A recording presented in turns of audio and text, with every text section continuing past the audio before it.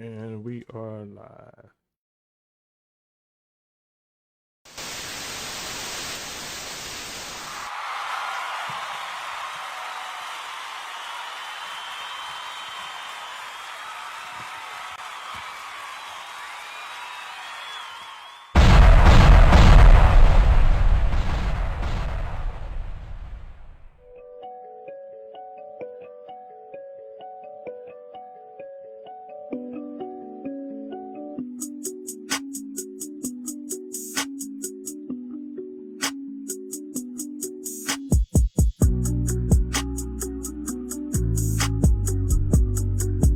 I'ma tell the truth and stay safe.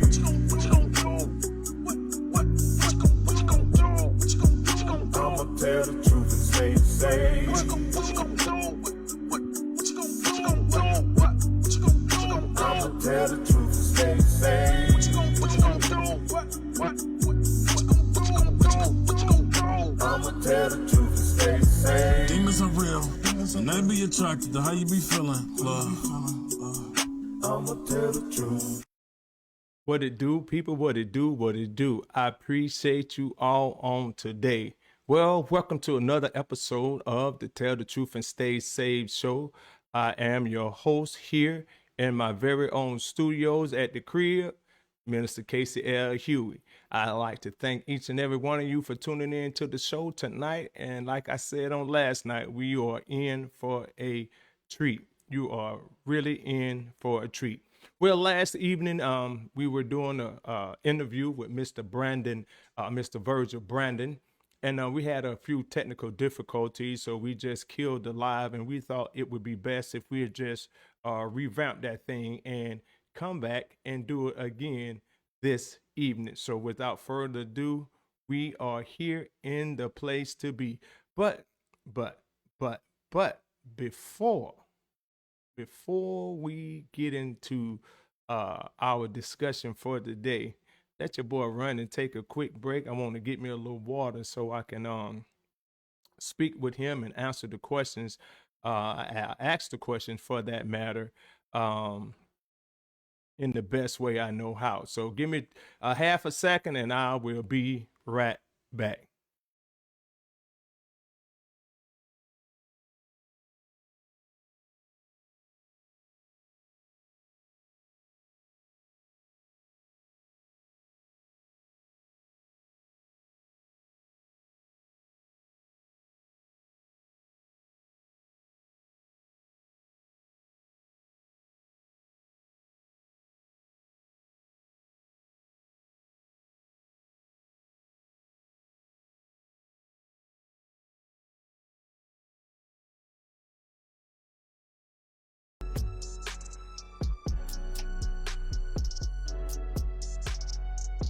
Still looking for that glorified body God has promised to me, yeah.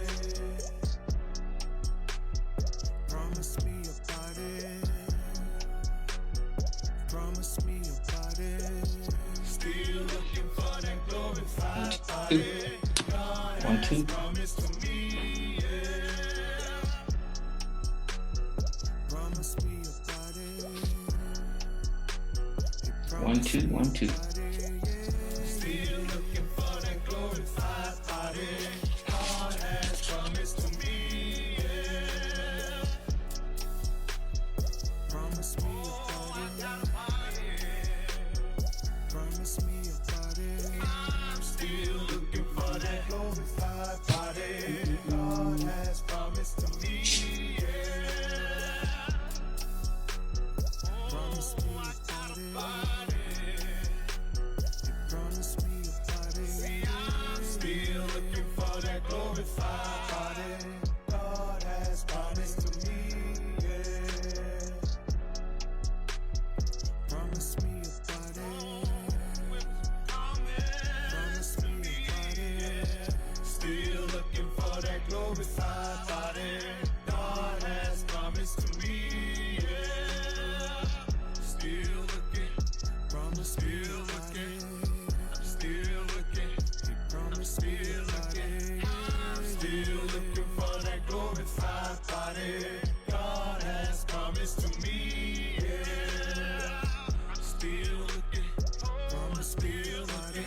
Yeah. Once again, I appreciate y'all for tuning in to the show tonight. Appreciate you tuning in. I am back. Had to go get a little something to wet the whistle. Now, without further ado, man, I think we can go ahead on and get into this uh lineup for tonight. But if you would do so, do your boy a big favor, do your boy a real big solid. Man, look at here. If you want to keep abreast of everything that's going on, you see us flashing on the screen. You can follow me on Facebook.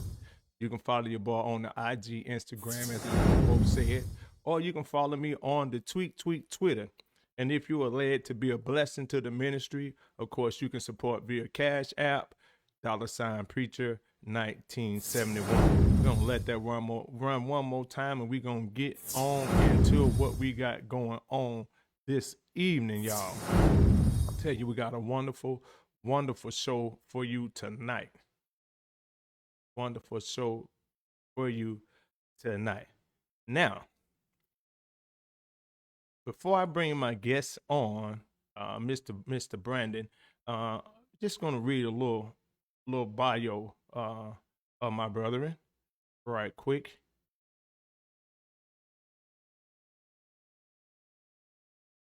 Mr. Virgil Brannon is an author of several books, which include Make Them Remember You, Democratic Coma, and The Beneficiary. He is also a private investigator, and he founded the I Am Vision, INC, period, Inc., and that's a nonprofit program that embraces and empowers the youth with academic and leadership challenges.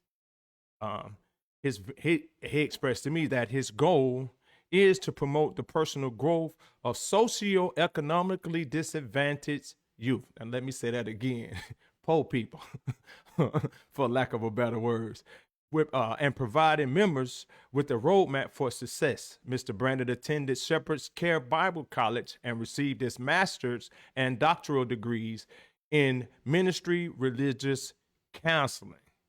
So there's a little backdrop on Mr. Brandon. And before we get into the show, you know we always got to give a shout out to our sponsors, because that's how we pay our bills around here. That's how we pay our bills around here. Well, today's broadcast is brought to you by One Messiah Clothing Line. That's One Messiah Clothing Line. Get quality clothing and accessories at a very affordable price.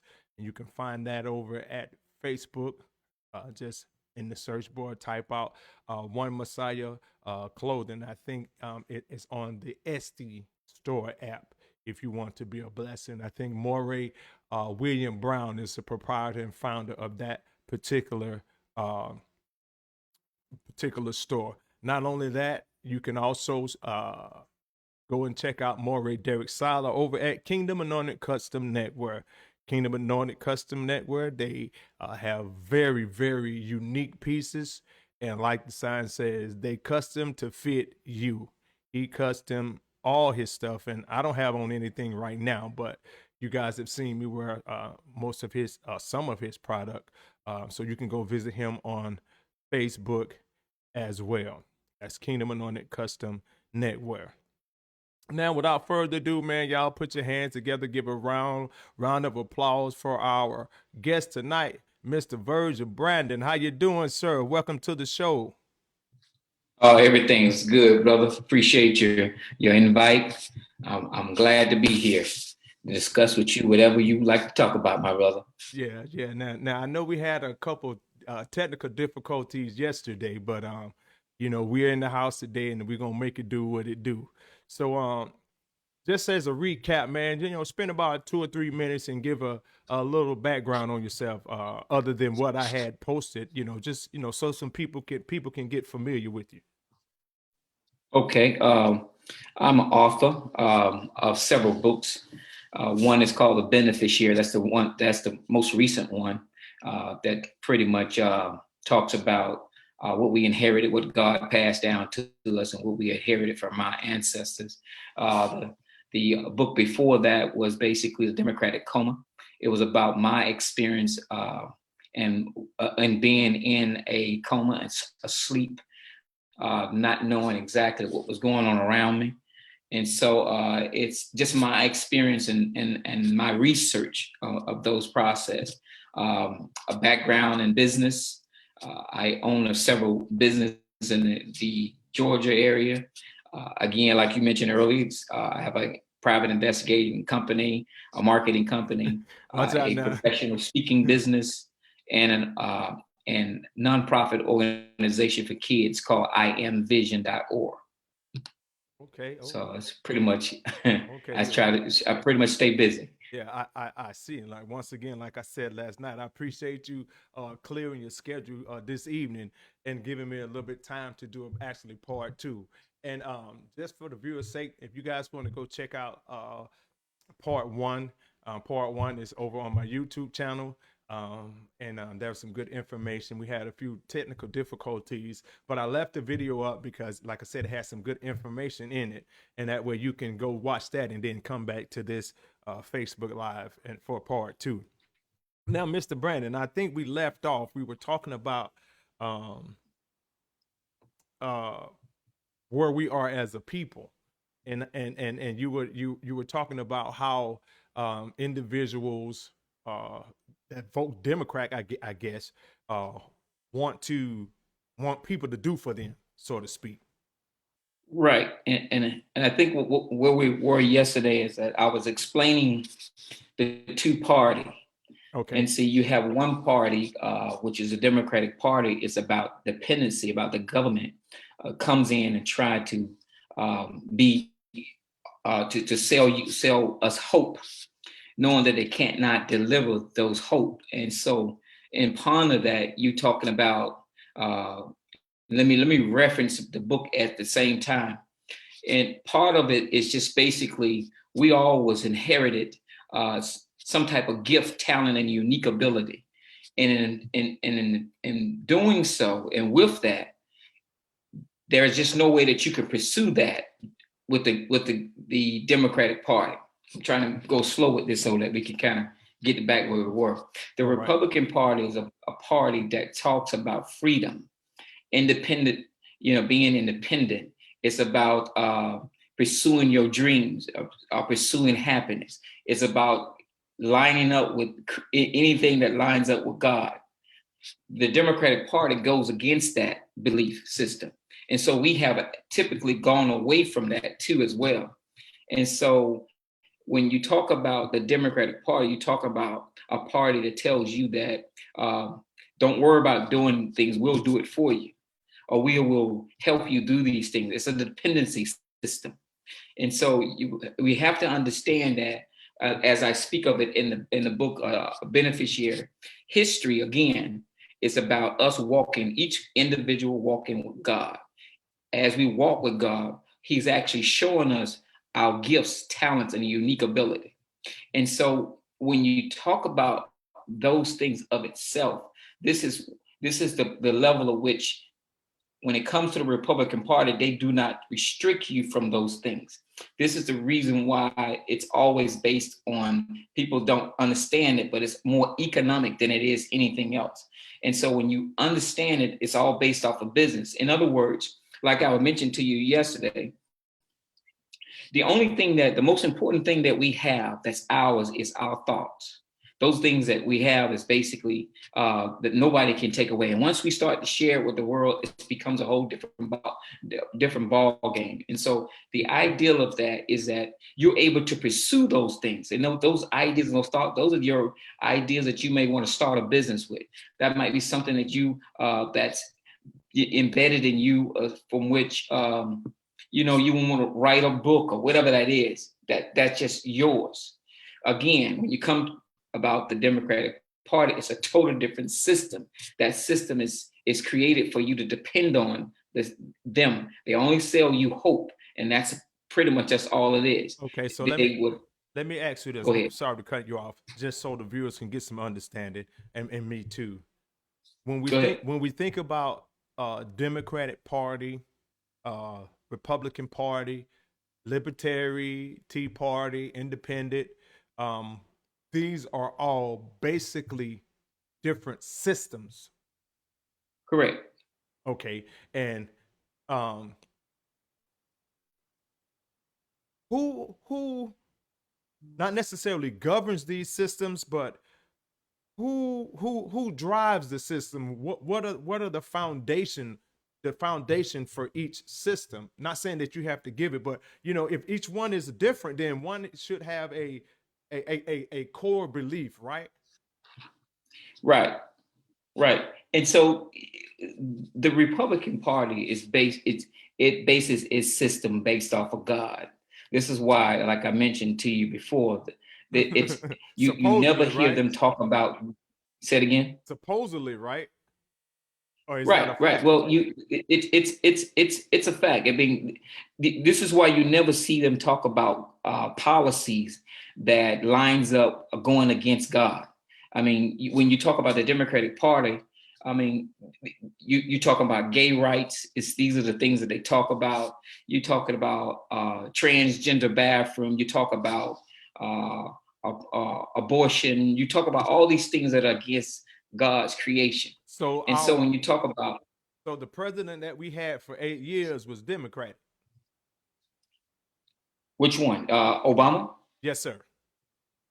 right? So when you talk about, like I said, this is why you had Obama talking about transgender bathroom.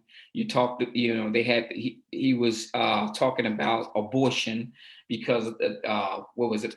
Planned Parenthood was one of his supporting, let's just say, company, and not only that, he supported them, giving them fundings and things like that as But well. I thought So he was supposed to be. I'm sorry. I thought he was supposed to be a quote unquote president for the people. yeah, but again, yeah, you could be for the people, but see, I guess let's get into it a little deeper. Yes, sir. All right. So you got to understand, okay. Um, when you talk about, yes, he is the president for all people, but what happens is when it comes to groups and individual, such as, let's say, the black community, the gay community, what again, all they do is offer them hope and assistance to that where they are. Just go back a little bit.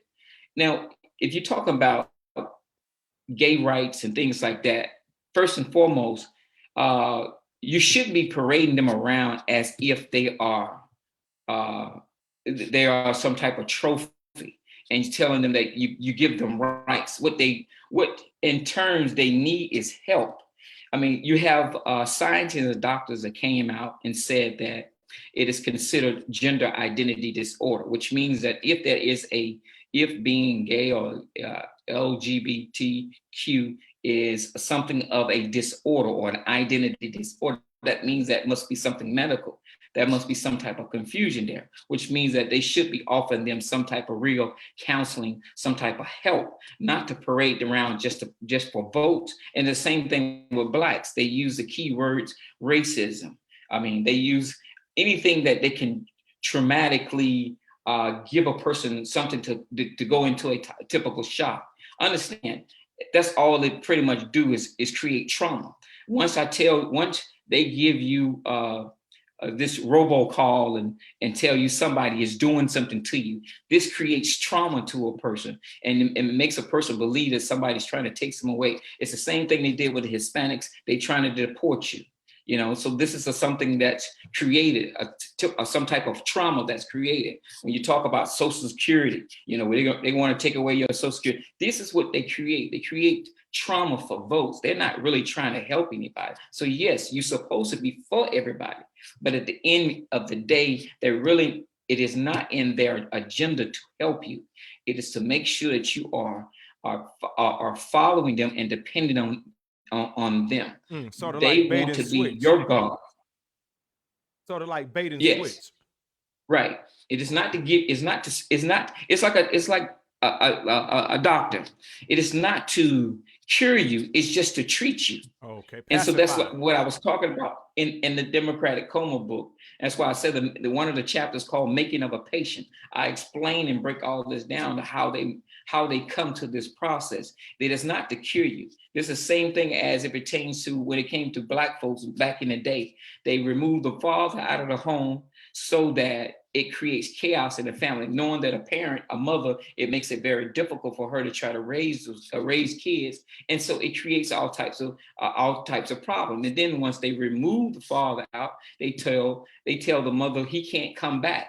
If the father can't come back, then they will remove her from having assistance. So which means then they come back later and say, okay, we're going to do this thing called child support that keeps them out of the house. So these are just, this is the system that they create, man. This is the dependent system. It is to make sure that the government becomes the mother's man and not the man of itself. That's why we are all where we are today. We have 74% of single females in the Black community that raise children on a daily basis. And it's because of their system. Hold on. You're going to have to say that real slow. You're going to have to say that again because I need to hear that. You have, what was that percentage again?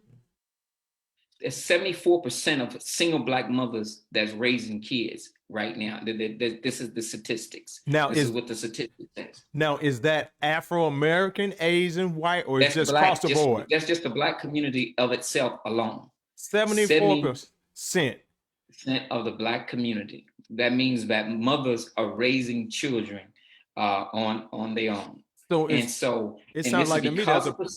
I'm sorry. Go ahead, my brother. Go ahead. It sounds like this. It sounds like there's a problem, a major problem with the men. Right. And that's on both sides. But you got to understand, once again, it's hope and help. It's not to really solve their problem. It is just to make sure that they continue the cycle of depending on the government.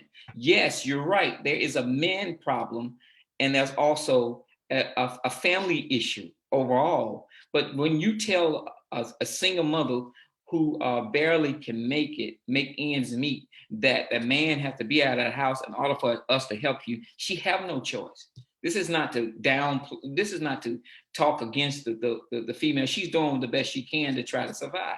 Understand that. So, but you got to understand, yes, there is a male scenario too, because males need to go back home and try to rekindle whatever that is, or just trying to make sure they involved with their children. But again, 74%, man, that's the major issue when it comes to us in the Black community. So that's a major issue. So on the whole, in your perception, in your how would I say that? In your opinion, what party should Afro Americans should follow or support? Well, the quickest way out of poverty is a job, and education takes you to the next level. So we should be going with the party that's lined up with economics. In other words, there's no way that we can actually get to the next level of where we are. Right now, we are the minority in this country, which means we are the lowest. They have us in statistics that as the lowest group of people there is. Now, that's not my opinion. This is what statistics says. And so if we want to have something and be able to be at a different level in life, understand what all of this is based off this fact that we're not competing. And we can't compete if somebody is holding us down. And so in order for us to compete, we must be pursuing those typical things I mentioned. The first thing is job. Then once you do that, it's education. Now, from that point on, that helps you build out of wherever you are from the bottom up. Now, understand those who have jobs.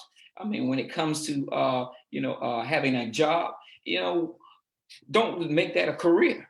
Don't make that a career. You at some point you learn what you can learn, and then you try to start your own business from that situation. We're talking about economics here. That's the only way out is economics. I mean, this is how we got to where we are today. They took away the economic platform, and in order for you to get it back, you must start to compete. Now, ask yourself, what do we have that competes with Walmart in the Black community? What do we have to compete with the? I have somebody in the room say that we lost the audio and video.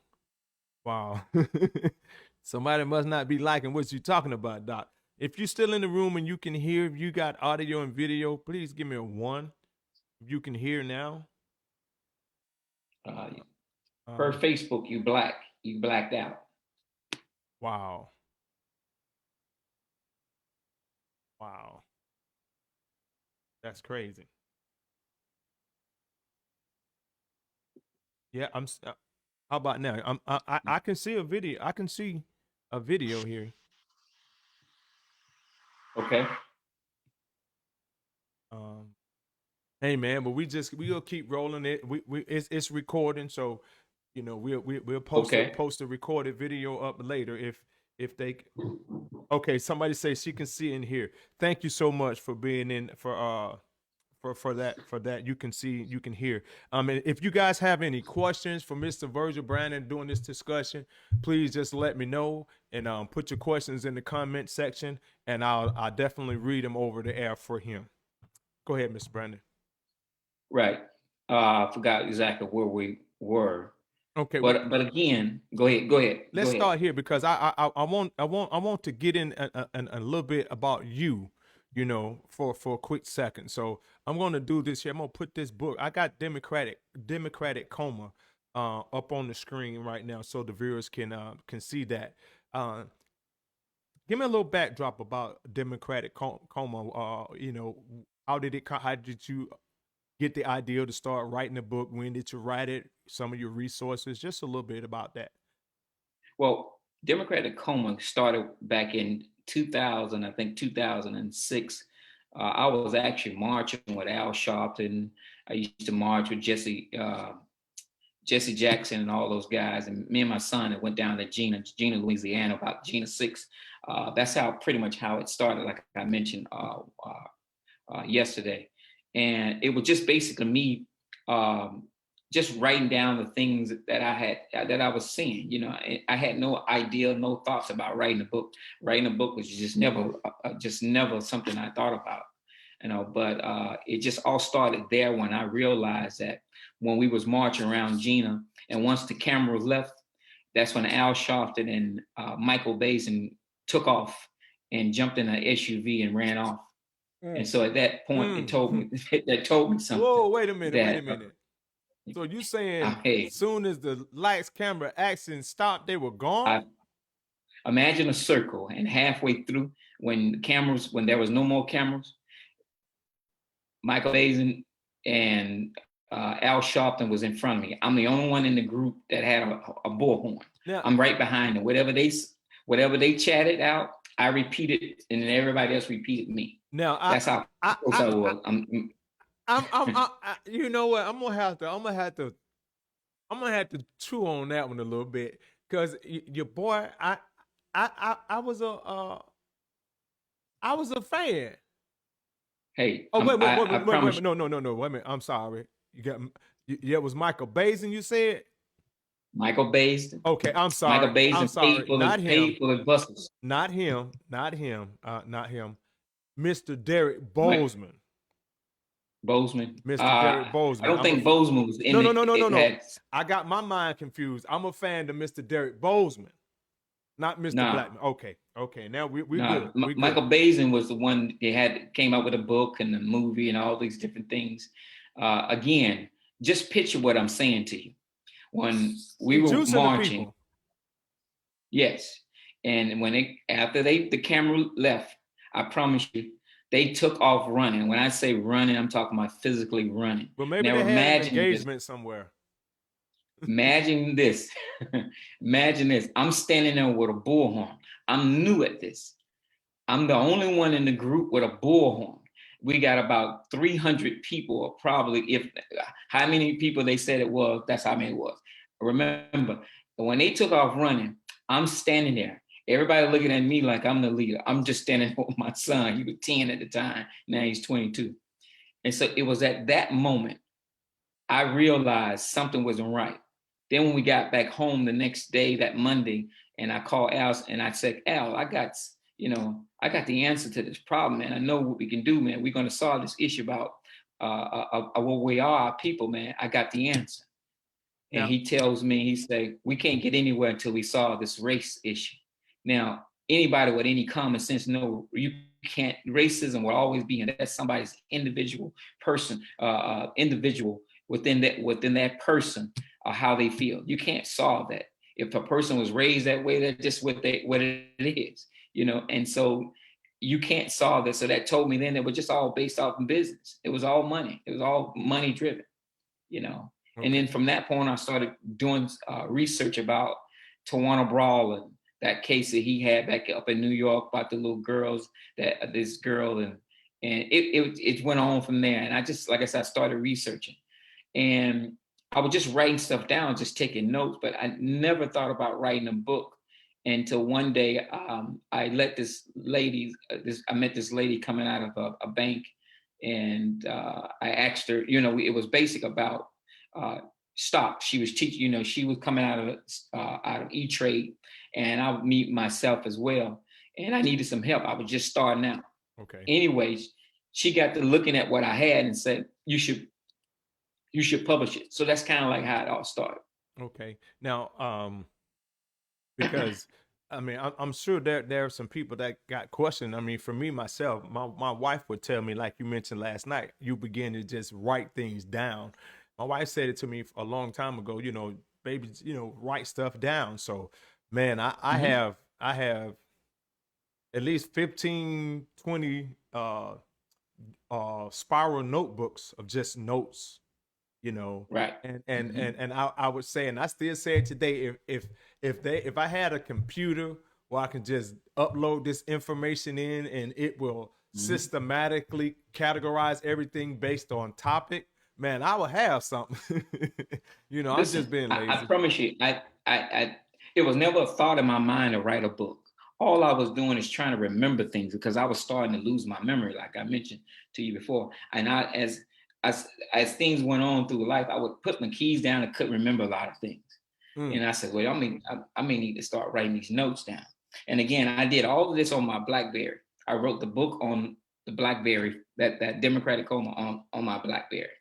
And again, and all I did was upload it and had some people to look at it, and they started the editing process, and we went from there. But the bottom line is, it was just never a thought. But the whole thing was me writing about my experience on what was the problem, what was going on in Black America that we can't seem to get to the next level. Why are we at the bottom of the totem pole as they see us?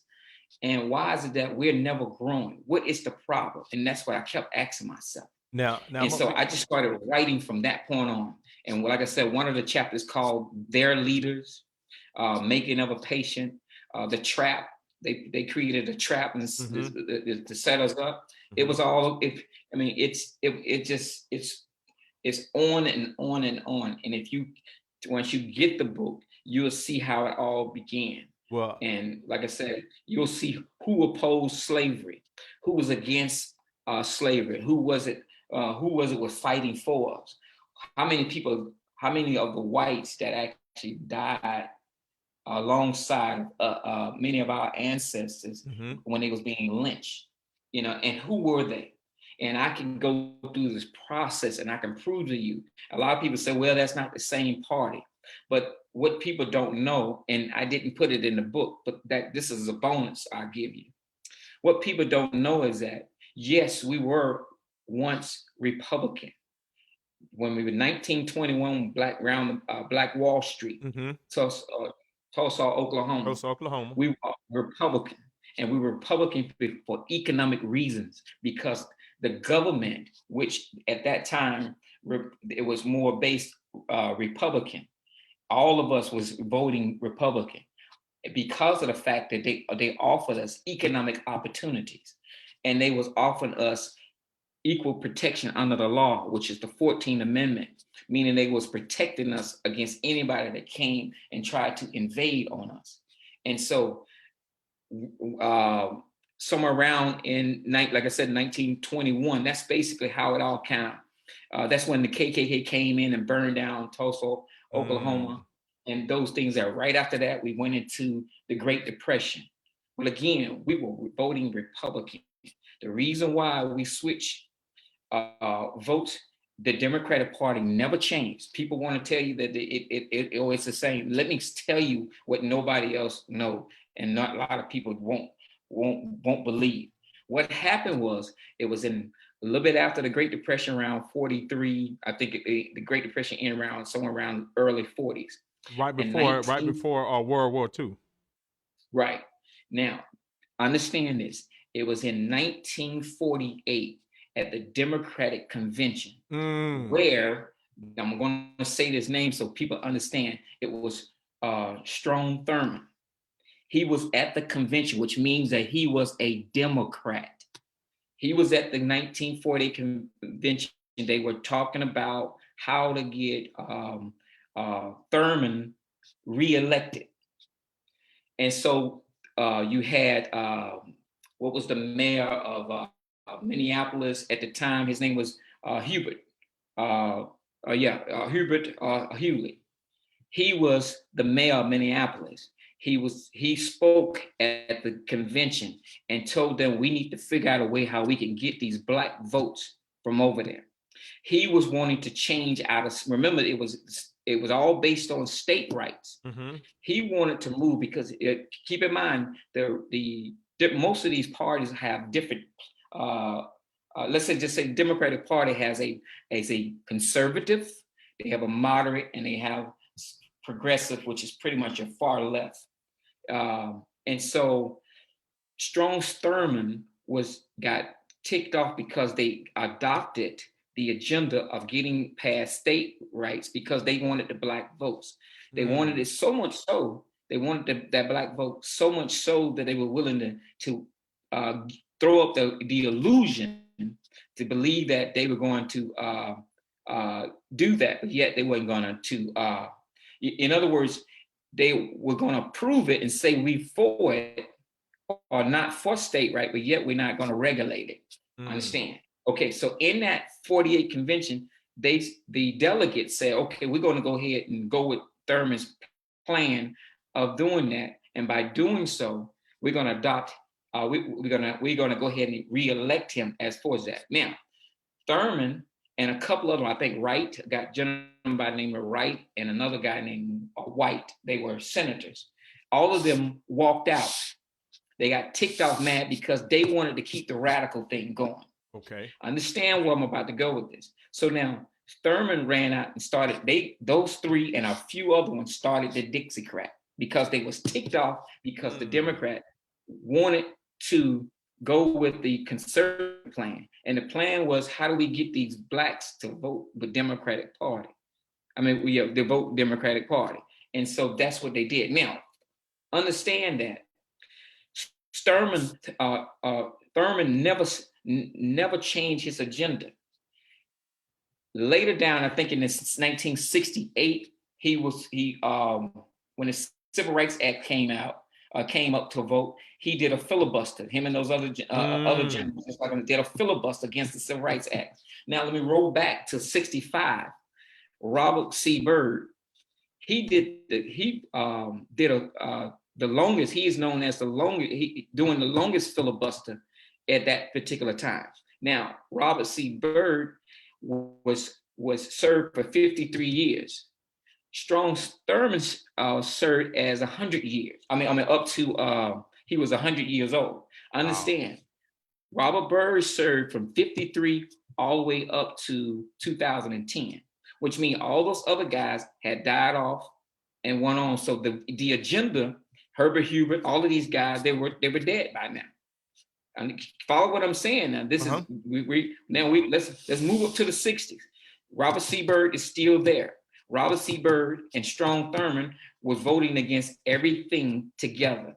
So much so as Al Gore's father, Al Gore Sr. Keep in mind that these guys, these are your radicals. Okay. The plan that Herbert Hubert and Truman was doing, they had already implemented. But when 1953, when Robert C. Byrd stepped into the Senate, again, he served for 52 years. Wow. From that day on up to 2010. So which means that this whole radical plan with him and Strom Thurmond, because if you do any research on Black history, you will see that those two guys were the main course of it. So that means that the Democratic Party never changed. It tried to change, but it went radical, it went far left, and it became what Robert Byrd. Understand now who Robert Byrd is. Well, Robert Byrd was the Grand Wizard In fact, he was the last known KKK member, which was the Grand Wizard of the KKK in West Virginia. Mm. That's who he was before he entered into politics. And so you got to understand, these are still the same plans, same radical agendas and things of that nature. Keep in mind, I just told you, he was served all the way up to 2010. Mm-hmm. That means those who were underneath him are those that he mentored. And he mentored Hillary Clinton. Wow. He mentored Joe Biden. The president, hold on. Slow down. He mentored President-elect now, Joe Biden. Joe Biden. You know what? I'm going to say this. Now, I don't know if you watch this. You know, people send me stuff and I watch different things. And, you know, I know how to, you know, trim the fat and eat the meat. But somebody sent me a link to Judge Joe Brown did an interview with a guy. And Judge Joe, but by the look on your face, I think, did you see it? A matter of fact, I think I sent it to you. Yeah. You sent me something. Yeah. And I forgot what it was, but I remember I knew about it already. Judge Joe Brown did an interview on the guy's show, and he had some very interesting things to say. And one of the things he talked about, he mentioned about how when he was doing his internship, you know, coming into politics and into his little arena, that he did some internship in an office somewhere in the same vicinity with Mr. Biden. And he overheard some conversations. And basically he was saying that the man is basically racist. So now that you mentioned this by a KKK high grand wizard having a high position and being a mentor, Mr. Biden, it now resonated in my mind. Maybe it was some truth into what he was saying. Right. And then understand, let me add one more name into that. A gentleman by the name of William Fulbright. William Fulbright was also with Strom Thurmond, Robert C. Byrd through all of this process, and they were voting against all of the Civil Rights Act, voting against busing, voting with the Jim Crow laws, and all of these different things. Understand, remember that was 1953. You know, 54 is when you talked about the 16th Street bombing, church bombing. I mean, you're talking about all the way up to Emmett Till, all of these different things that happened to us back in the day, Brown versus Board of Education. This was their time when they was doing this. Understand, William Fulbright was also a Klan member, of which he was the mentor of Bill Clinton. So you got to understand that it never stopped. You got, and now you got to go back. Let's go back to the 60s again when you're talking about Lyndon Johnson. His most famous phrase, "I'm going to have these niggas voting Democrat for the next 200 years." And that's he actually said that. Right. It's documented. You got to understand, right. You got to understand, we are where we are because of policy. So some people say, so let me define this for you. So that systematic racism people keep talking about, that's the system. It was created. That's how it went. It was created that way. It all started. I can even go back even further when it was about 1865, 63. This is when Abraham Lincoln passed 13, 14, and 15 Amendment when he emancipated the slaves. Upon doing that, the 14th Amendment, like I mentioned earlier, gave equal protection under the law, which means that they sent the army into the South, the Union Army into the South to protect all free men or all slaves. Basically, it was slaves because they were already free. Not us, but they were already free. So they sent them to protect us. Right. And so what they did was they shut down the Confederate. See, still to this day, like some of them that ride around with their flags, they just mad because they lost. They never got over the fact that they lost. Okay. And so you got to understand that. And so you understand what happened was when they passed, when he did those things, they ran. They started hiding, and so they were arresting them.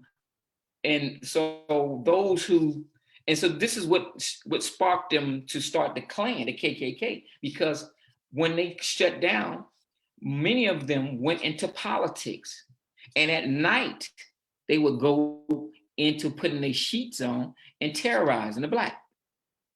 So they had to figure out another way to live. Remember, it was all about the South. The South had plantations. The North had building manufacturers and things like that. They could survive.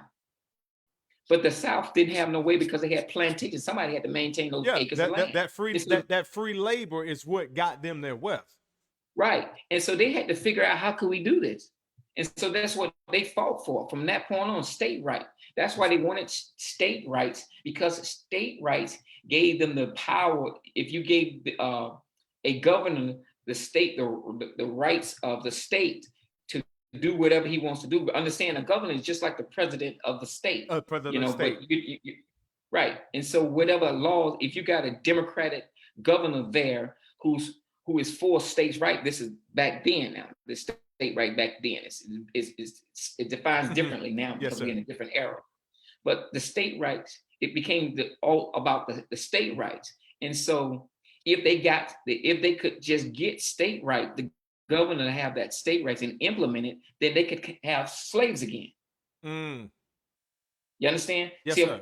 Federal government can pass a law and say and do an executive order, but the governor still has the authority to say, well, I don't want to do it this way. Kind of like the same thing happened with. That's what I was going to bring up for our viewers. That same thing kind of happened with Governor George Kemp here in Georgia. There you go. With the COVID thing. President passed something, but he said. And bottom. Now watch this. Does that power? With Keisha Lance Bottom. That's what I'm saying. Now she had even though Governor Kemp is the quote unquote president of the state, she's kind of like the president of the city. Of the city. Yeah, we can say it that way. But yet he can't override her if he can't override her, or he do have the power to override her if he wants. Just like the president has the power to override the governor. Right. So just like what he did, she was like, no, we're going to shut down. He's like, no, I've already gave the order to go ahead and open this thing up. So really yours is not even don't really matter. Yet she still can enforce it on her citizens or her business. Y'all need to shut down because I said so. She still can force it, but they can get it. But then the governor still could come in and save them. Now, let me ask this question. You follow what I'm saying? Yeah, I'm following. But the president, he can't just do that, override one particular governor. If he overrides, does it have to be all governors, or he can just single that one out? No. Well, as it pertains to him passing, in other words, give you an example. Well, just like we were saying, in the time Trump passed a law saying, he told everybody to open up. Y'all governors need to go ahead and open up. I'm saying it's all right to do that. So yes. So when he made the ability, when he said make the statement or pass whatever, I think he signed an executive order to that matter. I forgot how it went. Then the governor, it works the same way. The governors can go with it or not. Let me go back and give you a better example. Back when Obama was in office, Obama passed a law for what was that? The health care mandate. That was the fine that applied to anybody who didn't have insurance. You would have to pay a $600 fine. This is what was put in place. And so the governor had the power to say, we're gonna remove the mandate in my state. So although Obama said that he's gonna charge the mandate, the governor had the power in his state to say, we're gonna opt out of it. Gotcha. Now, that's about the best example I give you. You put out a whole plethora of information, brother. So far, Which one of your books is most of this or some of this information in? Um, all of that's Democratic Coma. And again, like I say, it is some people who have read it without comprehending it well, no disrespect to anybody. It's not an attack on Black folks. It is a book about my experience, about what happened to me and what I observed, and then what I went to research and found out that was happening to us.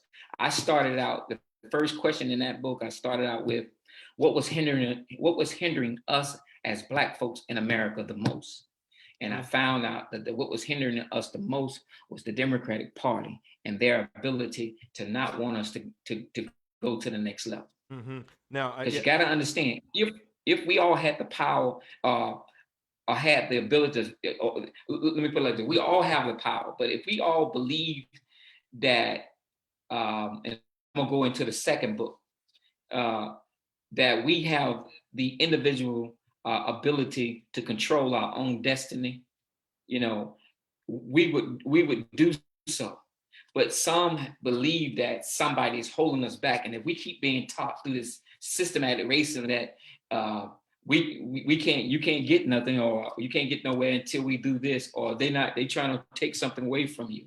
If we keep believing that somebody trying to take something away from them, you know, the only remedy to that is to get it yourself. Now, let me ask you a question. Go ahead. Is some people using systematic racism as a tool to keep us in a place? You know what I'm saying? Is somebody are there entities, quote unquote, out there that keep using systematic racism as a tool to keep us in this place? Because I hear you saying, I hear a lot of people, of course, not a lot of people, but I hear brothers say, man, you know, white man got me down, this system. And we understand that these systems were not designed for us. We understand that. But are they using them specifically as a tool? Because if there is, then that means I have to give a little bit of grace to those ones that are actually less fortunate, that are experiencing and don't understand racism. Exactly. Right, and don't understand that there is something. It is real. It is real. Now, I'm you know, because I am a minister, I'm gonna have to jump on this and jump back off her. Now, I see the Morey says all the time, the practical point, and this is where you're coming from, and I think so much for your book, you're coming from a practical standpoint. But if we look at this on a spiritual aspect, I concur, or I will conclude that us as Afro-Americans, we're in a position that we're in because of our sinful nature, because we disobey God's laws, statutes, and commandments on a spiritual note. Then on the practical side, this is what's happening. Right. And keep in mind, man doesn't give us right. God does. God has already given us rights. There you go. And so, but what happened, like I said, this party, it's trying to give you rights, telling you what you can and cannot do. You know what? And that's not giving you right. And so from a Republican standpoint, typically people say, well, they don't do anything. They don't do nothing for you. Yeah, well, they're getting out your way so you can get it yourself. Now, see, this really reminds me of the book. I'm telling you, this reminds me of the Bible. You know, back when Israel got his first king, King Saul, God told them, you know, I'm your king. I'm the one that you look to. But no, the people wanted a king. And they wanted a king so much that our loving Father gave them what they wanted.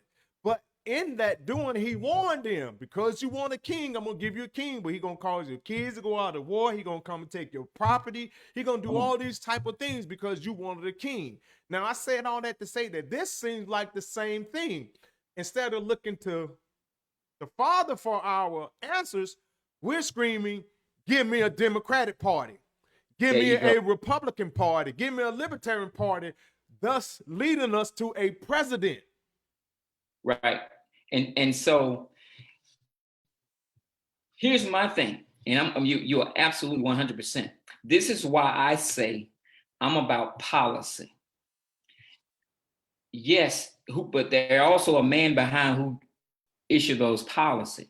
Okay. So before I get personal into a person's character and personality, that got nothing to do with me feeding my family. That's right. But economically, those who talk about something economically, that has a lot to do with me feeding my family, because policies dictate how we live. If you put a roadblock and tell me that I'm gonna raise your taxes, that's taking money off my table with me and my family. Okay, hold on. Let me. You understand what I'm saying? Yes, so let me address this. I got a question. Somebody asks, why would God only want to punish brown or black people? Or are you saying that whites, Caucasians sin less? No, that's definitely not what I'm saying. Don't take what I'm saying out of context. What I am saying is that God gave his laws, God gave his policies to Israel. All right. He gave him the 10. Once we came out of, now this is specifically for the person that asked the question in the chat. God gave Israel policies. He said, if you obey these policies, you're going to be blessed. If you disobey these policies, you're going to be cursed. So what I'm saying is that because we did not follow his policies and we sought to establish our own policies through King Saul, through our presidents, through our Democratic Republican Party, this is why we are still battling with systematic racism. This is why we still follow. We ran against Jim Crow laws and other things to keep us in this subservient state. Now, if we as a people, first of all, on the spiritual aspect, get back to God's laws, statutes, and commandment, get back to serving him in spirit and in truth, then he will heal our land. He said, if my people, which are called by his name, will humble themselves and pray, seek his face and turn from their wicked ways. We have to do all these things first, but we can't because we are seeking Democratic and Republican parties instead of seeking God. That's what I'm saying. I agree with that. No, this was only for the comment. For the wages of sin is death. That does not say for the wages of a person that sins, anybody. God said for the wages of sin is death. And what is sin? Sin is transgression of the law. Go ahead, my brother. Right. Let me tell you something. What happened? The conservative, or we say the Republican, way back in right before they passed the 13th, 14th, and 15th Amendment, there was a debate between Abraham Lincoln and Stephen Douglas. And that debate dictated whether or not they were going to go with having slaves, keeping the slavery going or not. Abraham Lincoln was debating against slavery. Stephen Douglas was for slavery. And so the winner of that debate became president, which we know is Abraham Lincoln. Mm-hmm. And see, one of the things that was said there was, how can we, and this debate, this was one of the things that was said, Abraham Lincoln, how can we call ourselves Christians or a free nation when we allow another man to own another? Just stop right there. Mm-hmm. And so when you talk about this system or the systematic racism or this Democratic Party to give you something and then they still control it, that still means that we are enslaved. We have not released ourselves from that slavery. But if you talk about the other side saying, but now make sure we understand, it's not the same party it is before. I must say that the Republic, they've changed lately, but we can talk about that later. The whole ideal of 4 years of Trump, the party has changed, but we can talk about that later. It doesn't really matter about the party. It really doesn't, because from a spiritual perspective, we are still in captivity. Right. So but we are in captivity to that ideal that we are not pursuing our God-given gift, talent, and unique ability. Now I'll go into the book, The Beneficiary. Like I mentioned before, one of the chapters is called History. History is about his story, not ours. history is all of it's us, it's all of our stories combined together to create his history. But he needs us to tell it. Upon this, as we are creating our story, each one of us are walking with God. God taking each one of us by the hand, showing us everything, showing us the world, showing us the past and what other people have did, and then sit down with us at some point and say, okay, Virgil or Casey, these are all the things you can do. These are all the things you can accomplish and can achieve. And so I need for you to figure out which one is yours. What path do you take? Which journey will you take? And so we are on a journey with God. God showing us the way. And as long as we are not being restricted on our gift that God has given, because everybody, all of us are gifted, man. We're all talented, we're all gifted, and we all have something special. But the problem is that when you have somebody telling you, okay, well, you can't do this because I'm restricting you, or we sitting here believing that man can give us something way above God, then that's where we fall off at. We have gotten so disconnected from our journey with God that we think that God only gave gifts and talent to white people when he gave it to all of us. Yes, sir. You know, and so if we just go down that road and understand that, and like I said, I go into 3 other chapters in breaking all that down: math, science, and language. But again, the bottom line is that we benefit. He sat us down. We are the inheritors of God. He left this world for us. How can we, who have been blessed with these unique abilities, to be moving around in this world, depending on man to give us something when God has already given it to us? That's the part I don't understand. So when you line this up from a biblical standpoint, outside of practical, you know, it just that's the part that bothers me, because I'm like, how in the world can we sit here and think that we can't make it? You know, and I'm not, don't get me wrong, there's some people is a little bit more in a more difficult situation than others, but yet we supposed to be pulling each other up. Now, you know what I'm saying? There's those who have made it. So, when you say we, who are you specifically speaking of for the audience? We're supposed to be pulling each other up.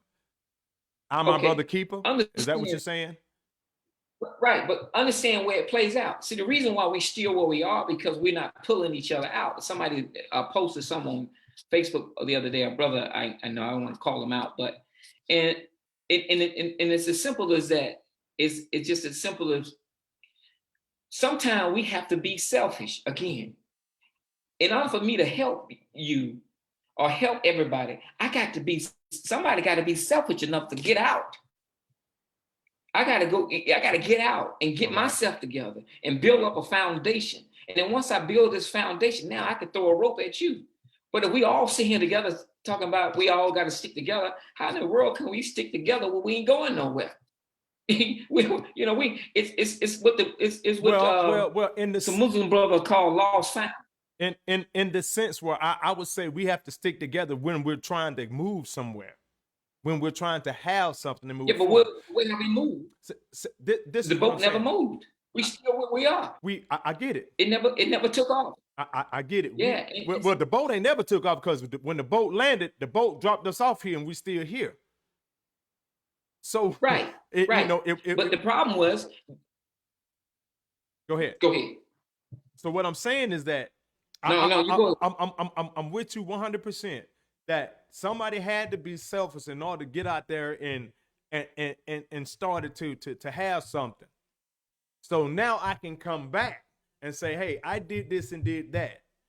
Let me show you, teach you, and if need be, help you to get to a place where you can start doing and learning for yourself. So then now you can go back and help somebody and bring somebody up. The problem that we have is that that's really not happening on a broader spectrum. We don't have community. You understand what I'm saying? Now, I'm going to go back spiritual, and then I'm going to come back practical. Right. The Most High gave us laws, statutes, and commandments when we came out of Egypt, because we were not a people. When we were in Egypt and in bondage and slavery, Just like we are in this land, Egypt had policies that we had to go by.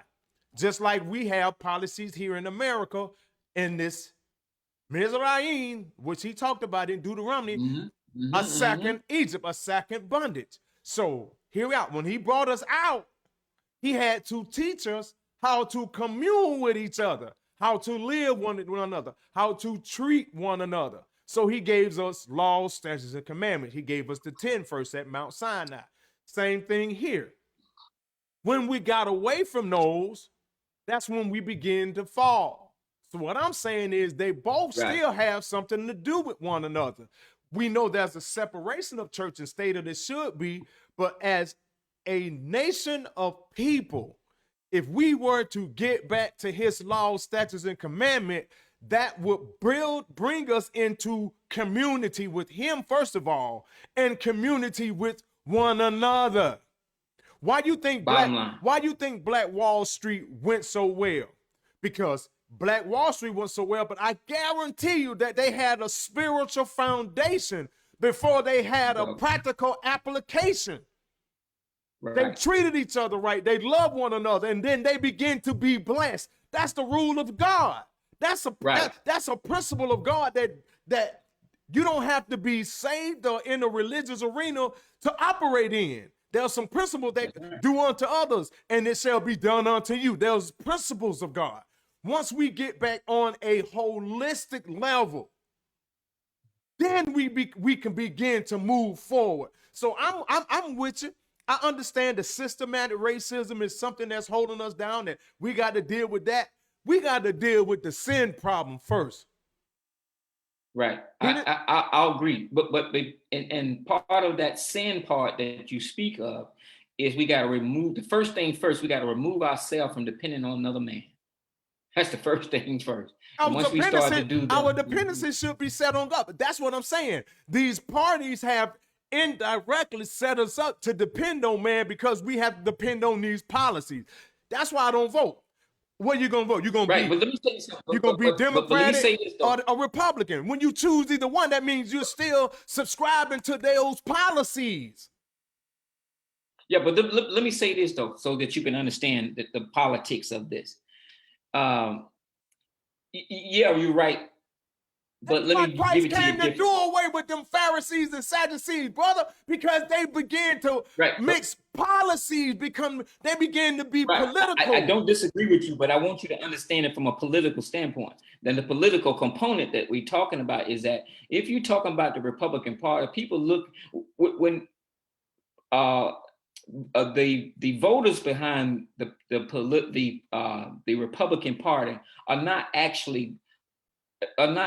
so much so the support of the man, their support of the policy. I got you. It's the system. Democratic The Party system. is the support of the person. Right. Listen to what I'm saying. Hold on. I'm gonna have to do what my wife say, because sometimes. Let me finish the thought. I got you. I had to pump my own brakes because I heard you and I want you to repeat that, because that's what I'm about to say. Because I heard you then and I want you to repeat that, because now I got a revelation. So I'm delighted to. Just give me a second. Yes, sir. Repeat that. Okay. Understand. See, when a Republican voter are voting for policies, understand what the Republican Party stands for, and maybe that'll be a little bit. We're talking about freedom. That means freedom from government. Understand what this all means. Okay. And this is the whole platform. So that's policy. The bottom line is freedom from government, meaning that we want less government or no government at all. So that's what I'm saying. Remember now, we have a government on the other side. Republican is policy. Right. But understand. Right. Remember now, we on this side, on the Republican side, we have it where the Republican Party talks about the right to bear arms, right? On the other side, they're saying gun control. Okay. Now, the only thing that made a slave feel like he was free, that he was able to hold a gun in his hand and fight back. Mm-hmm. Right? That's right. So, Right. So now, if you're talking about the other side saying gun control, you're talking about taking my freedom away. That means I'm without a gun, I feel naked, like you can do anything to me. And that's But if I Democratic. see you coming, that's the Democrat. But now if I'm over here in the Republican, Okay. I got the right to bear arm. You coming to me come to do something to me or come in my house, I'm gonna have to do what I gotta do to you because that's my right. Oh, watch this, You people. understand what I'm saying? Now, see, So I wanted you to say that let's specifically what you go said. deeper. I want you to say that specifically what you said for the viewers' sake, but I'm gonna say it because I heard you said when you're voting Republican, you are voting for policy. But when you're voting for Democrat, you're voting for a man. A person. A Correct. person. So now, because America has Remember, overwhelmingly. we never get anything. I got you. I got you. Anything on the Democratic side. I'm going somewhere with this. I'm going somewhere with this because America has just elected a Democratic president. So if it's true what you just said, that Republican is policy, which President Trump was for policy, and Mr. Biden is for being, in control, that means somebody is about to be in control. You doggone right. Now, on the spiritual, I'm tying this in because I'm getting revelation. I don't know. You're helping me. Now I can kind of see how not saying that it's going to be the United States also. Please don't send me no text. Please don't cuss me out in the chat. I'm not saying that this Antichrist system is going to come through the Democratic Party. But based on what Mr. Virgil just put out there, if Democrat is voting for a person, I can see how that may be an avenue, if that was an avenue, meaning that this, you know what I'm saying? You voting for a person. Right, but understand this, and let me give you a good example of this. Understand, like you got to understand this here. When they come in on the Democratic side, we're always voting with our emotion. We're voting for the person. We really don't care what we get. When Obama came in office, we didn't care what we got. Same thing with Biden. Nope, we didn't even care what he did. We were just so happy. Most of us was just so happy to get Trump out that we wasn't even concerned about what Biden was offering. Think about that for a minute. Or the vice president for that matter. Yeah, right. They was just so happy to see Kamala as appeared to be Black woman, and so that's how they saw it, and so we get caught up in the emotion, and that's why we never go anywhere. All I'm saying to the people that's listening, you have to get caught up in the policy, because policy is what elevates you up. Understand what I'm saying to you. If you want to start a business today, and if I have to remove all the regulation, cut your taxes as low as you can, which means that the Obama taxes was 41% on every dollar. Trump tax was 21%. Biden saying 28%.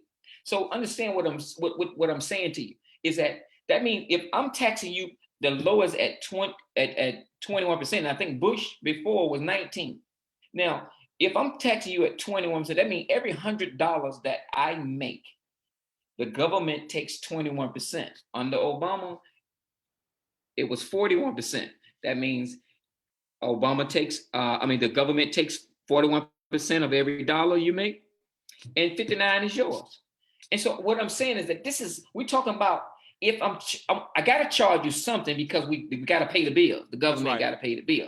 But I'm going to charge you less because I want you to survive. I want you to get out there and get on your own and do what you got to do.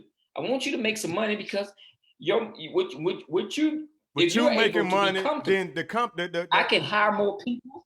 Yeah, and I can bring you up. See, that's the way we have to be thinking. We got to be thinking about economics. This man thing, and let's go back to Obama here. Now, here's the power here. Here's the control power. I don't like to talk about y'all president. So y'all just listen to me for a second. Understand this. Right now, today, we've been talking, well, not today. We've been talking about police brutality for years. And so when you are the president of the United States of America, you are typically the most powerful man on earth. I'm gonna probably say it that way. Besides the And the Pope. reason why is because of the fact that we give aids to most of these countries around the world. And we able in most of these countries, if not all, we have an embassy or we have something, we're set up some kind of way inside. So just in case anything pop off, we can stop it. We regulate. Mm-hmm. And so understand that that power, now understand he had a black attorney general, which is an attorney general, again, is the highest attorney and highest police officer Mm-hmm. in America. Hear what I just said: the highest lawyer and the highest police. So if you had to do anything about police brutality, if there was ever a time that we could get it done, that was the time to do it, because we had the attorney general to shut it down with the help of the president. If nothing else, he could have just said, "Let's stop this one thing called shoot to kill." Why not just start aiming at the leg and the arm? Why we got to shoot to kill? He could have made policy. That's just the simplest thing could have been done. Right. That's the simplest thing could have been done. I'm just trying to tell you that if we would have went to this guy that who's leaving, Trump, with some plan and to talk about, let's do such and such, he sat down and would listen. But we were told by black leaders that you're not to go talk to him, and if you do, we're gonna criticize you. Well, we spoke about this last night, because I can remember Ice Cube coming up with a plan and going to have a conversation with Mr. Trump. Right, and it was a $500 billion initiative they called Opportunity Zone. That $500 billion was to be spent in the black community. He was to give aids to them, help them start business, help create jobs for other blacks, go into impoverished neighborhoods, any neighborhood that we lived in, and you get the money from the government. Now I gotta play devil advocate for a second. Let me say this last part. Yes, sir. Yes, sir. Say this last part. It's a loan that was very low, and I think if I'm not mistaken, you didn't have to pay it back to 10 years later. Okay. Now watch this. I'm gonna play devil advocate now, because on one hand, I get it, but then on the other hand, still seems like I'm asking the government to do something for me. Yeah, but you listen though. Right, that's a good. I'm just saying. Yeah. Also understand though, but this type of help is elevating you up, not pacifying you. So why couldn't it have been? Why does it have to be a loan? Why couldn't it have been our reparations? Well. It could have been if somebody would have actually sat down and really have a true conversation instead of doing all the attacks. But you see what I'm saying? To speak. I'm saying it could have been. We really just ridiculed the man, and the man did more than anybody else have ever done. I mean, here it is. For years we had talked about police brutality, but yet think about it. How many other presidents tackled police brutality? I mean, prison reform for African American. How many handled prison reform? Nobody. Well, yeah, you're right, but I just couldn't. And then before that 500 initiative, he did a $200 billion initiative right when he got in office. I just couldn't. I'm just saying. Some people, even they're talking about it even in the chat. Some people couldn't separate his policy based on his character.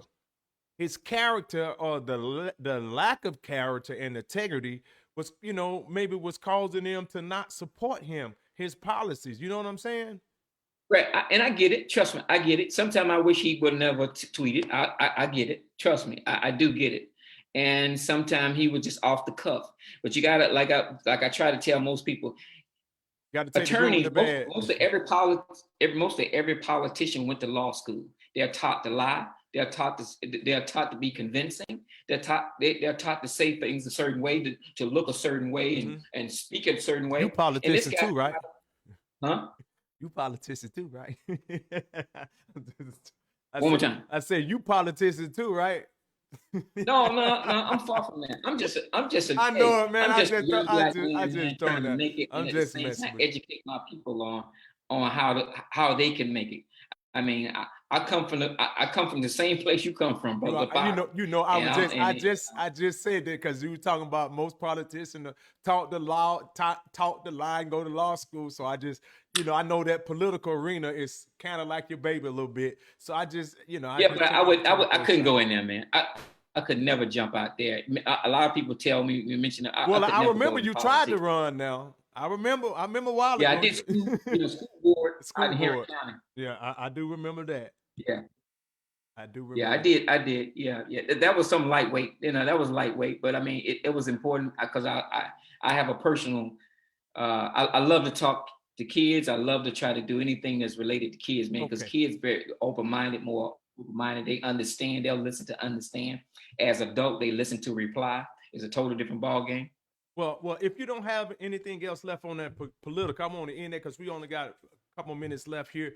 I appreciate the time. I want to shift into that vein, and start talk a Okay. little bit about what you do as far as your nonprofit and how you could go about, giving help and guidance to somebody out there that may be listening that needs some help with their teenager or somebody that needs to some encouragement on how they can become an entrepreneur or get into the book writing aspect. Right. Let me say this though before we do that. Yes, sir. Yes, sir. Since you opened up that window before you got to that, is there any questions out there that somebody have? Because I can't see it on my end. Is there some questions out there that other people have that I can answer? I mean, can we take a couple? Well, we got a couple people here in the chat. If anybody has any questions for Mr. Virgil, please put them in the comments and I'll read them over the air for him because I can see I see a lot of comments here and we got some pretty good comments too. Pretty good comments. And I'll be happy to answer any of them. Ms. Robinson said most of Ice Cube's proposals were already presented before and have just been sitting. It only got highlighted because Ice Cube was now leading the cause. Any comments on that? Yeah, well, what happened was before that, Trump had already did a $200 billion initiative that he did, I think, 3 years ago. And so that if you go compare the 200 initiative, which is considered, it's called Opportunity Zone, and compare it with the $500 billion, it's really the same thing. Ice Cube and Ice Cube sat down with Trump. Trump signed it wasn't an executive order, but he signed an initiative. If you go to whitehouse.gov, it shows you that he was adopting what him and Ice Cube and others sat down with him, and that he was going to go ahead and put it in place. Ice Cube also said that he went to Biden, but Biden said he didn't want to talk about it until he got in office. But Trump was willing to sit down with him, go over it with him, and at the same time, typically, first what they normally do before they do an executive order, they make an announcement. Initiative is just to tell you that this is what we plan on doing. Preliminary. And so, right. And so technically, it was going to happen because he already did it. Again, it did a $200 billion before, and this right here was the $500 billion. Now, she also said I guess he meant being Mr. Trump, he didn't tackle anything just for us. He did it for his corrupt colleagues, and we caught some benefits on the tail end. No, but it was for Black communities, so I'm not sure how she could say that. And then also you're talking about prison reform, and then you're talking about what he did for the HBCU. I don't know, a lot of people don't understand what he did for the HBCU. Let me give you the rundown about HBCU. What happened was before, through all other presidents before Trump, and again, I'm not here to defend Trump. I'm here to give you an answer to your question. That's right. And I like for people to know the truth. The brother says, tell the truth, so let's tell the truth. So again, he had what I was about to say. HBCU. Oh yeah, HBCU. HBCU, there were 4 people getting paid when the HBCU. After Congress send the money over, it goes to the Department of Education. Department of Education send it over to, I forgot the other department it goes to. And then the fourth person in line was the school. So there was so many people got cuts before it actually got to the HBCU. What Trump did was cut out all the middle people that was involved in it. And the money comes straight from the White House, straight from the White House, straight to the HBCU. And so he cut out all the middle, which means that created more funds all by itself because they were getting cheated. That's what's going on. They were getting cheated. Plus, at the same time, upon doing so, he increased their funding for about 14%. On top of that, he locked it in and made it law for them for 10 years. Before, all other president was doing it every year. They would have to request for the money. And then they send the money. For Trump, made it law, and like I said, wrote it to where they get it for 10 years. It's locked in, so they ain't got to worry about it for another 10 years. So I mean, a lot of us just don't know it. I mean, and it is what it is because the media did a lot of blocking for us knowing about a lot of things that he had done. So these are policies that help elevate us up. Remember what we were talking about. Mm-hmm. Now, if you guys want to get in, for us, it's education and a job. Gotcha. And from job, we need to go to or start our own business. Gotcha. Now, if you guys want to pick his brain a little bit more, get into some of his thoughts, you can go pick up some of his writings. He's the author of 3 books. You see the first one on the screen there. Make Them Remember You, Live Your Legacy Now. Also, Mr. Brannon has written Democratic Coma, which is a great read. I've had two of his books here, Democratic Coma, and also The Beneficiaries. Both of my copies are signed too. You have to get with him to see if you can get your copy signed. And the last one actually is The Beneficiaries, which are excellent reads. Now, can you tell us where can they find info on you at, Mr. Brannon, or if they want to purchase a book or support, how can they do that? The book is online. If you can go to Amazon or any of those bookstores and things like that, if they don't have it, you can always tell them to order it for you. I say that if you purchase it through my website, Democratic Coma, or you go to virgilbrannon.com and purchase it there, I would do this for anybody that do it within the next 24 hours. You buy one, I'll give you the other one. I'll give you the other one. I'll throw in the other one. Wow. It's just that important for me to make sure people have it. Now say that one more time, because I don't think nobody really heard that. If you buy one, I'll give you 2 for 1. It would just be for 24 hours.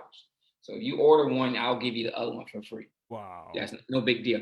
Because the most important thing, like I said, the Democratic Coma was a book based off of just knowledge about our history. This is our history, people.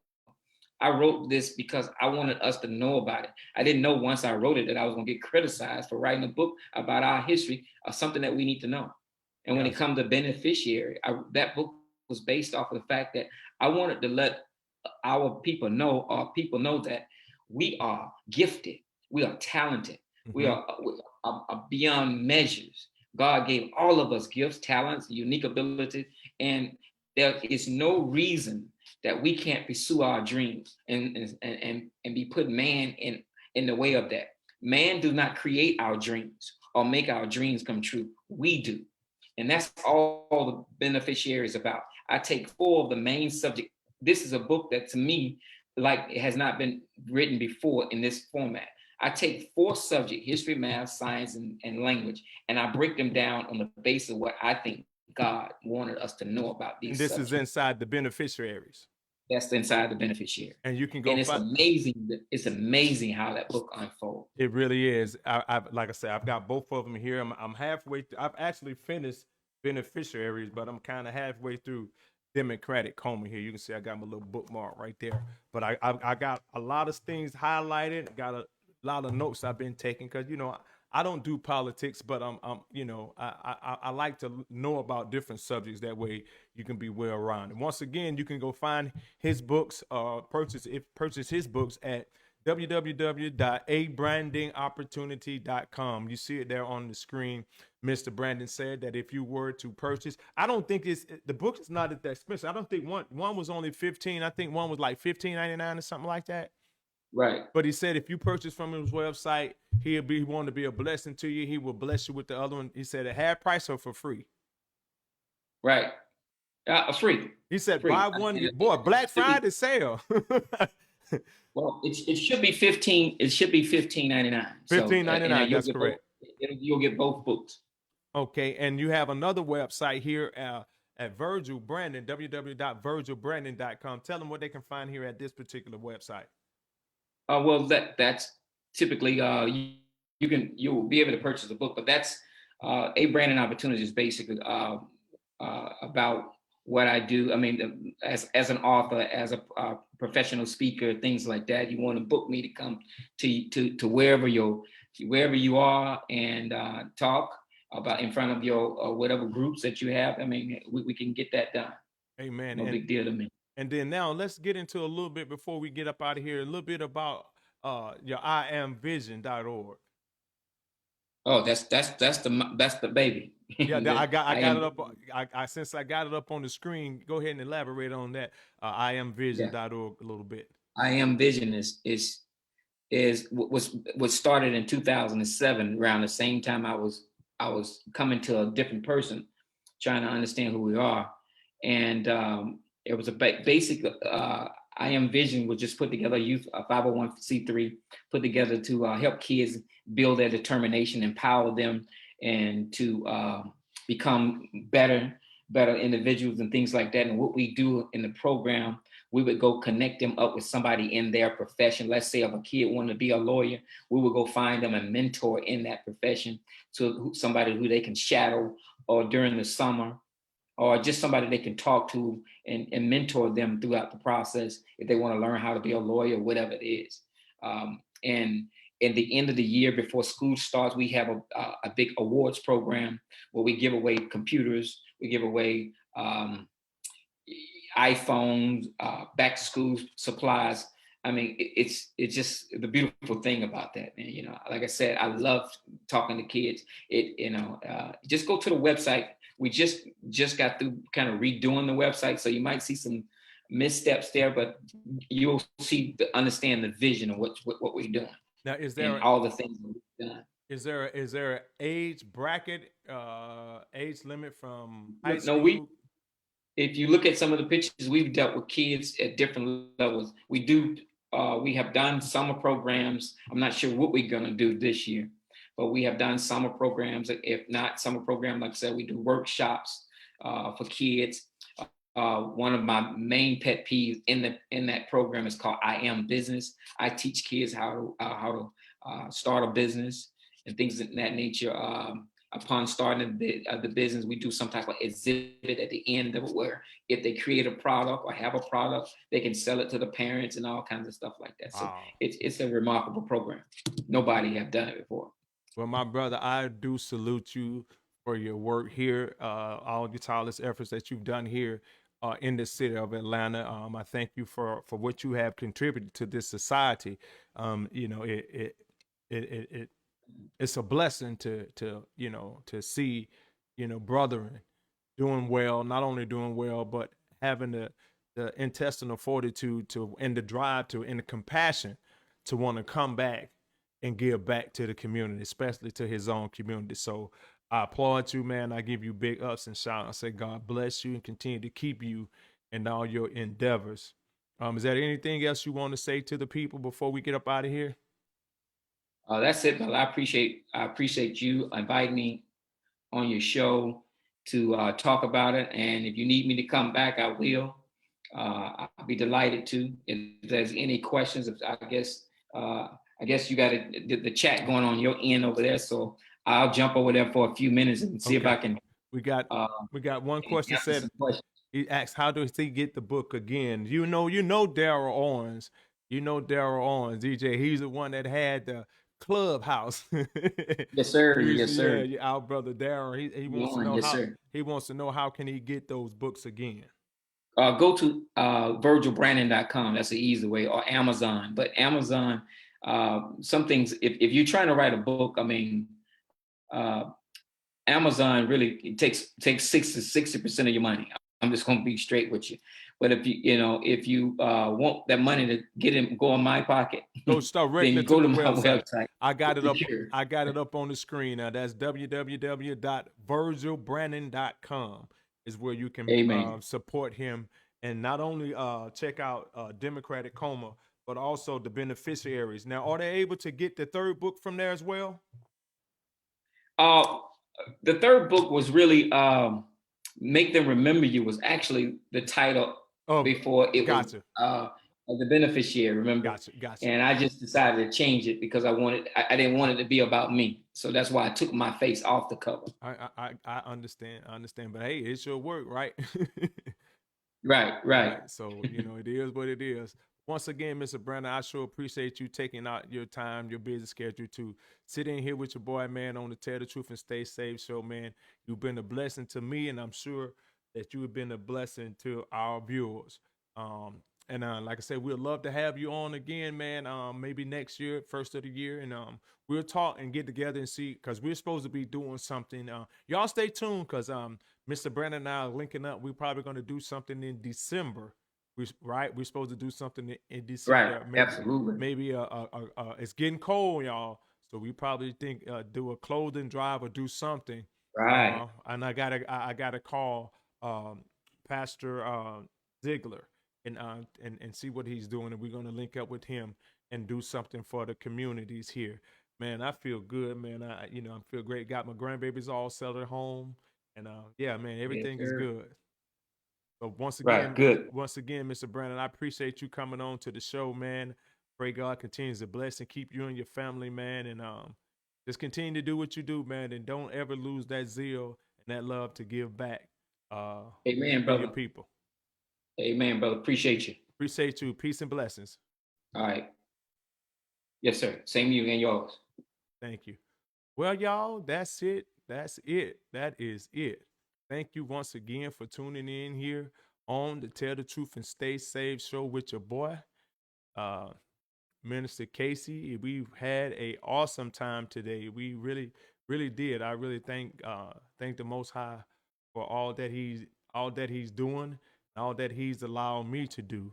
I hope you guys had some incitement on some things. Mr. Surely he has a very knowledgeable base of politics, and like he says, is there anything that you guys need to know, or you want to reach out to him, you can reach out to him via his websites. I'll pull those back up for you again. You can reach him at virgilbrandon.com, or you can go over to a brandingopportunity.com and support him. And also, if you have a youth and you're looking to get your youth acclimated into some different types of things, whether they be trouble or whether they just want to grow and learn, he has a website that's called www.iamvision.org, where he gives back tutors, mentors, the youth in that capacity. Appreciate y'all tuning in and hanging out with your boy once again. It's been real fun, but I got to get up out of here, man. I got to go eat my chicken. gotta go eat my chicken. So till the next time we see each other, man, be blessed. Like this, like this, like this, like this, like this, like